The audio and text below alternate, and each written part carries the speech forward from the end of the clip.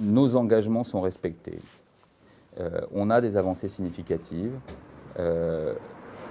Notre ligne de conduite est claire.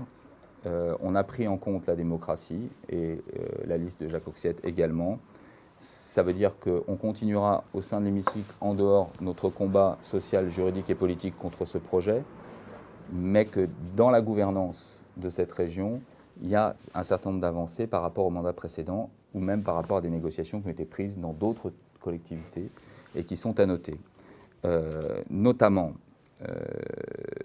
nous, au lendemain de cette négociation, nous portons le souhait, les deux partenaires, que l'État ne se décharge pas financièrement sur la collectivité pour ce projet qui ne relève pas de la responsabilité de la région. La gauche et l'écologie en action, notre liste commune, s'engage à ce qu'aucune subvention d'investissement ni aucun déficit d'exploitation ne soit pris en charge par la région dans la prochaine mandature et qu'aucun financement pour les infrastructures routières ne soit accordé.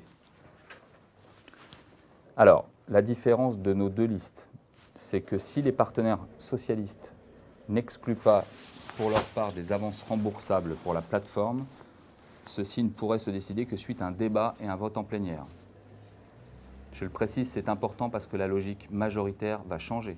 Nous avons un poids plus important et la logique du socle majoritaire sur le vote, par exemple, des aides et du budget, aura un impact par rapport aux équilibres qui sortiront des urnes dimanche soir. Donc on aura l'occasion d'en rediscuter.